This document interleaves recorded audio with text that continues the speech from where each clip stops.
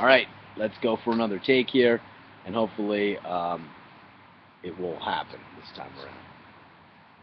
So once again, this is the writing that ultimately appeared as Chapter 7. I think we're up to page 188 in Being and Learning, the book. Originally, this was just written as an experiment, every day in meditation. Check out my blog, Duarte Being and Learning, where I offer context. And obviously, to understand what I'm about to read, you not only have to have sort of read or listened to all the previous readings, read the material in the book, and listened to it.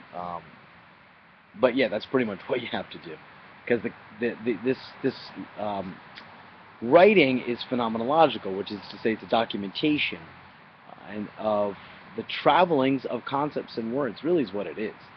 And so that's kind of the strange way that this is arranged. And so, taken out of context or just on its own, which is, maybe one of the faults of the reading of these pieces individually, they don't necessarily fully resonate, because words and ideas that I'm using need to be placed within the long narrative that's been unfolding up to this point.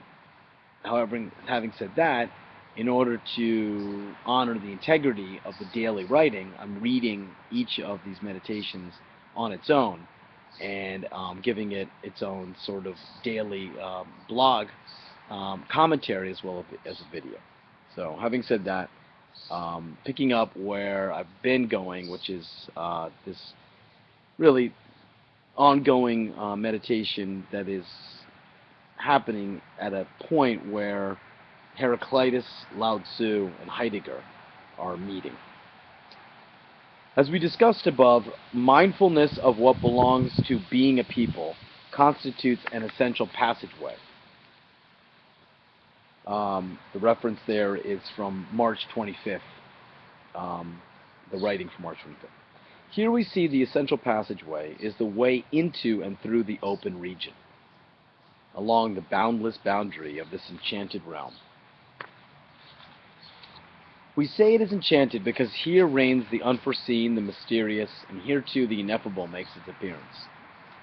To say mindfulness is the pathway traversing this open region, this abode of freedom and peace, is to say that being a people is to live together as a community within this open region. To be a community, qua community, is to be gathered together as a plurality. To be gathered together as a plurality is to be gathered and directed by the twofold play, and thereby both letting be and attending to one another. To let be each in their distinctiveness is to simultaneously attend to and cultivate the difference that makes up plurality. To let be is to stand silently before the gap that persists to shelter this difference. The ineffable makes its appearance in this gap, the profound abyss over which the sayings of poetic dialogue are exchanged. We see then how this many is sheltered by the gathering directive of the ineffable, and why the ineffable appears as the most profound silence.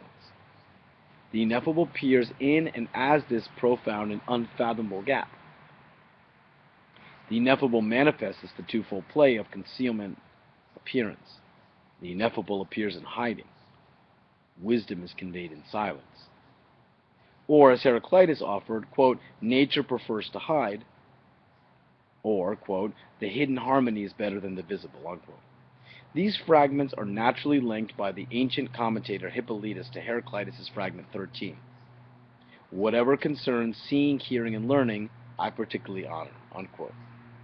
Hippolytus makes the important link between the ineffable and learning, identifying with Heraclitus the gathering directive of the ineffable as the appearance of the unforeseen.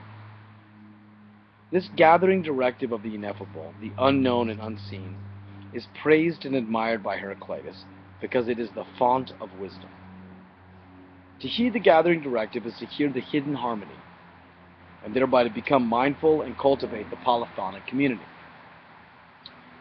The polyphonic community, the many gathered in a unity, is thus an expression of this hidden harmony. Thus, as we have said, the mindfulness that belongs to being a people is the conscience emerging from painstaking listening that receives the other as other. The reception of the other that cultivates and maintains the many is a seeing, hearing, and learning that Heraclitus identifies as honorable. Mindfulness that belongs to people is the conscientización that unifies the many. Thus, an authentic community of learners, co-initiators, co-created, is identified as a collective wisdom. The persistence of the ineffable is conveyed in the evocative sayings of the first question. How is it with the nothing? Here we recognize the nothing as the appearance of the ineffable. To be held out before the nothing, as we can now understand, is to be released into the comportment of mindfulness, and to attain the conscience developed with the reception of wisdom. The essence of wisdom is located in the cultivation of the polyphonic community. To heed the gathering directive of the Word is to build this abode of freedom where the many are let be as many. This heeding is identified as the non-willing stance of painstaking listening, that hearing of the people made possible by the ineffable, which appears in the gap which shelters difference. To heed the gathering directive of wisdom is to stand before the other as other, and thereby to cultivate difference and maintain plurality. To be gathered together by the regioning of openness is to be arranged polyphonically as a community of many, unique, distinct voices, each with its own part, yet performing together. The sage arranges and directs the performance of this chorus as the one who is most mindful and conscious.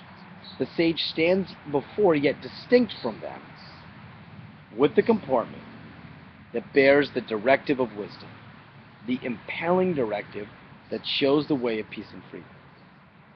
He's a conductor in this sense, and the force of this conductor, the sage, is making sure that this polyphonic chorus is heard loud and clear.